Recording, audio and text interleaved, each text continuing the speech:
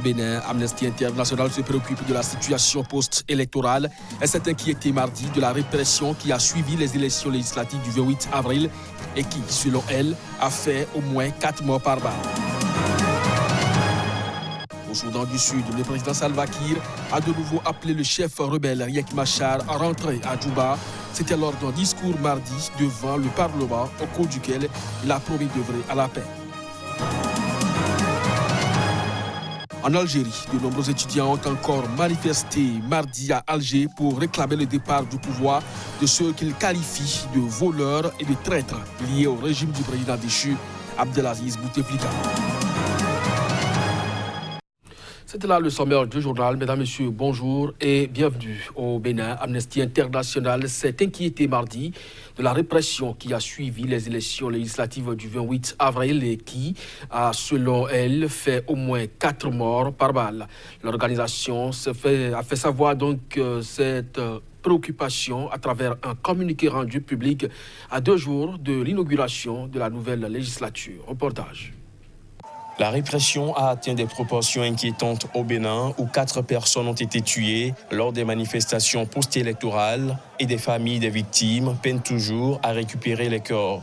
C'est ce qu'a fait savoir l'ONG Amnesty International à travers un communiqué rendu public à 2 jours de l'inauguration de la nouvelle Assemblée nationale composée de 83 députés élus issus de 2 partis du camp présidentiel.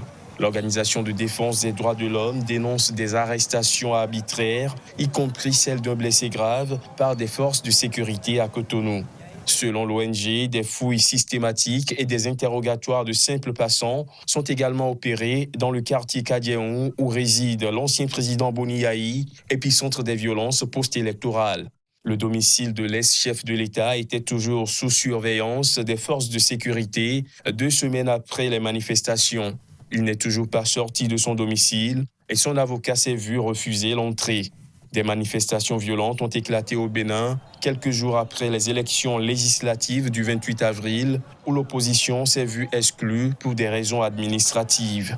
Ces élections qui ont été marquées par un fort taux d'abstention, soit 73% selon les résultats définitifs de la Cour constitutionnelle, marquent un tournant autoritaire dans un pays autrefois réputé pour être un exemple de démocratie en Afrique de l'Ouest.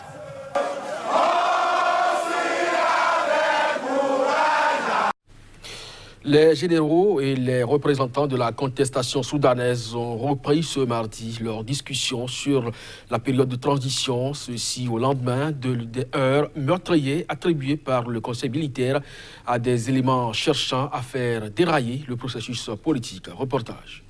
Les pourparlers ont repris à 13h locales, a déclaré Khaled Omar, l'un des chefs de l'Alliance pour la liberté et le changement, la coordination des mouvements politiques, des syndicats et des associations qui veulent un transfert rapide du pouvoir aux civils.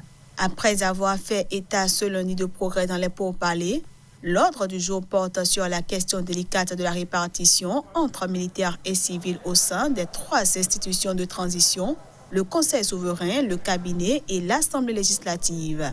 Les 2 parties discutent également de la période de transition que les manifestants veulent de 4 ans et les militaires de 2 ans seulement. Ce lundi, généraux et leaders de l'ALC sont parvenus en quelques heures à un accord sur la structure de ces 3 institutions. Mais ce progrès a été terni par les violences de la soirée qui ont fait 6 morts, 5 manifestants et 1 militaire, ainsi que des centaines de blessés selon des sources médicales et militaires. Nous vivons ou nous mourons ici. Nous demandons la liberté totale. Nos frères morts hier ne sont pas meilleurs que nous. Nos mères sont en deuil. Nous avons aussi des frères. Nous vivons ou nous mourrons. Liberté. Nous resterons ici, quoi qu'il arrive.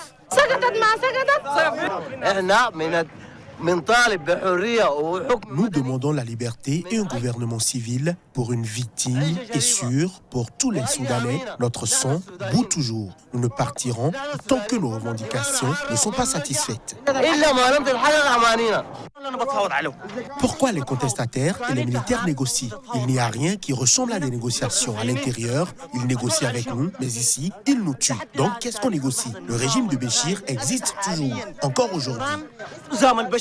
Certains ont pointé du doigt l'unité controversée de la force de soutien rapide, RSF. Elle est commandée par le général Mohamed Hamdan Daglo, également chef adjoint du Conseil militaire de transition. Cet organisme s'est empressé de dégager sa responsabilité en accusant de ces violences des éléments non identifiés voulant saboter les négociations. Au Soudan du Sud, le président Salva Kiir a de nouveau appelé le chef rebelle Riek Machar à rentrer à Djouba.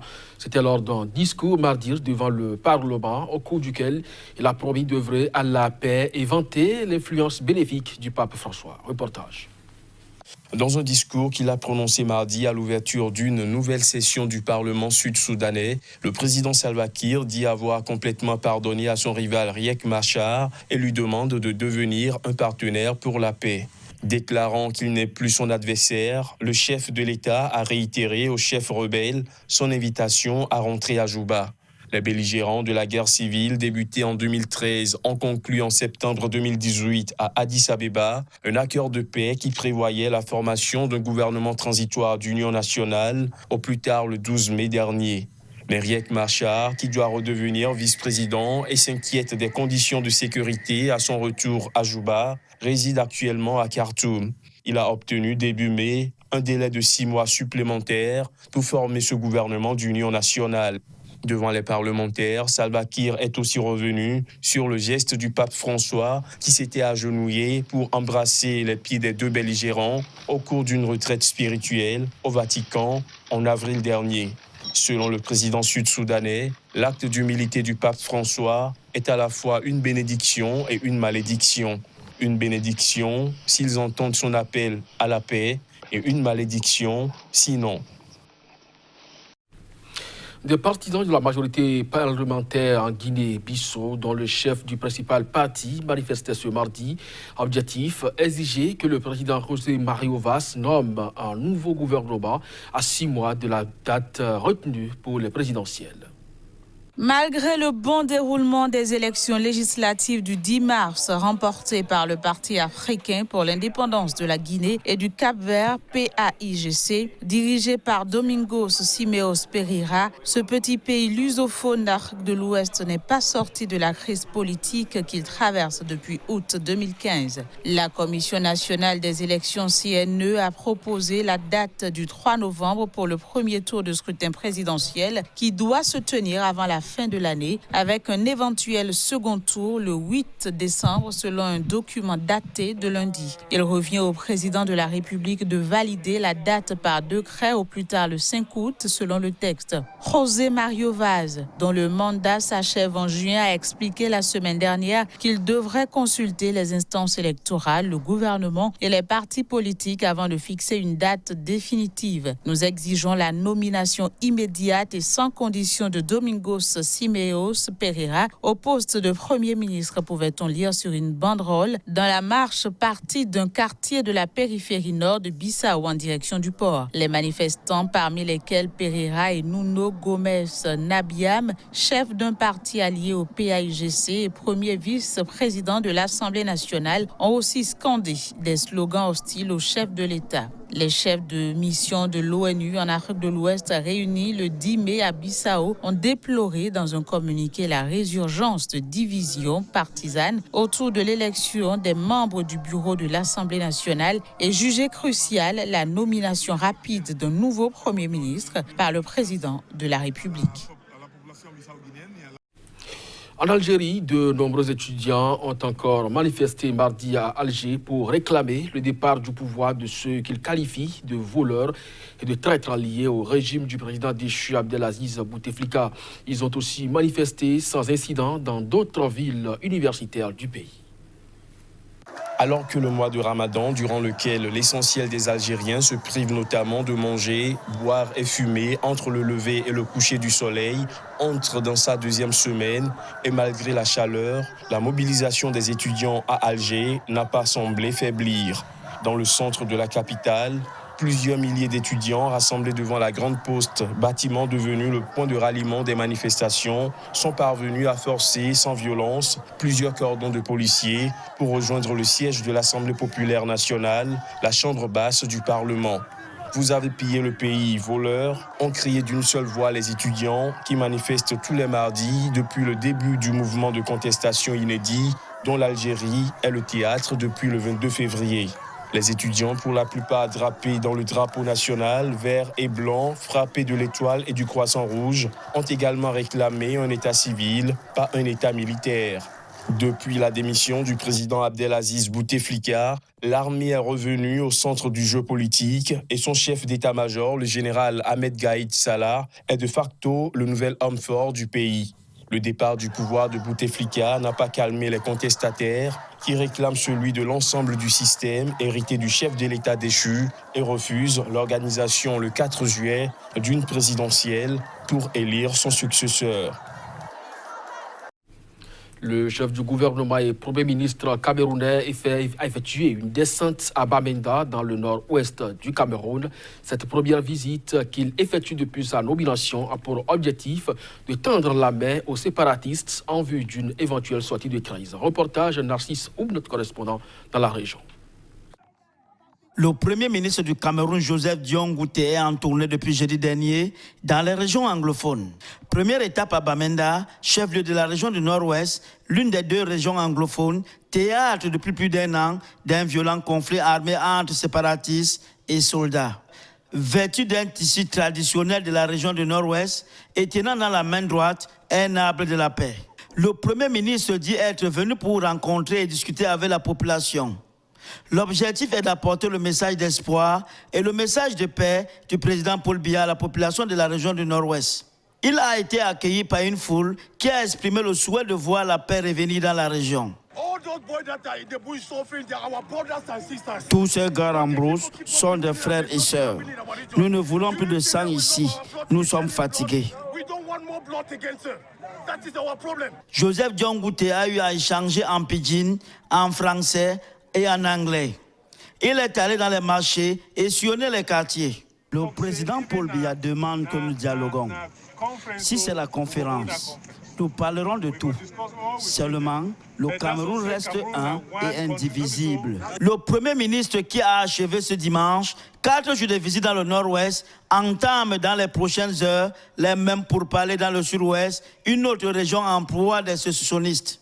Pour rappel, le conflit qui oppose l'armée aux séparatistes anglophones depuis près d'un an a déjà causé plus de 530 000 déplacés internes, alors que 32 000 autres se sont réfugiés au Nigeria, selon l'ONU.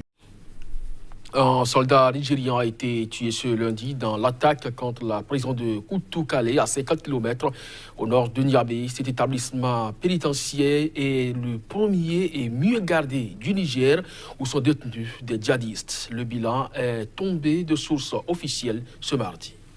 Le soldat tué était un sous-officier de la garde nationale qui a succombé à ses blessures, a confié une source sécuritaire. Un premier bilan des autorités établi ce lundi peu après l'attaque ne faisait état d'aucune victime parmi les forces nigériennes. Selon ce nouveau bilan, les forces nigériennes ont récupéré une roquette et plusieurs munitions que les assaillants ont abandonnées sur place, ainsi qu'un des 2 véhicules de Médecins sans frontières volés le 2 mai plus au nord dans la zone de Bani Bangou et à bord duquel ils étaient venus à Koutoukale. Une source sécuritaire avait affirmé à l'AFP que le raid a été mené par une dizaine d'assaillants armés, mais qu'il avait échoué car les forces de sécurité étaient déjà au courant d'une éventuelle attaque. Les terroristes ont ouvert le feu sur les gardes d'un poste avancé du dispositif de sécurisation de la prison, avait affirmé une autre source sécuritaire. La prison de Koutoukale est considérée comme la plus sûre du pays. Les autorités y gardent les détenus les plus dangereux et notamment les éléments djihadistes des groupes sahéliens ou du groupe nigérien djihadiste Boko Haram. En octobre 2016, la prison avait déjà fait l'objet d'une attaque spectaculaire avec des assaillants venus à moto et munis d'explosifs. Elle avait aussi été repoussée. Cette attaque avait été revendiquée par l'organisation État islamique au Grand Sahara. Voilà qui referme cette édition. Merci à vous de nous avoir suivis. Très bonne journée, accompagnée des programmes.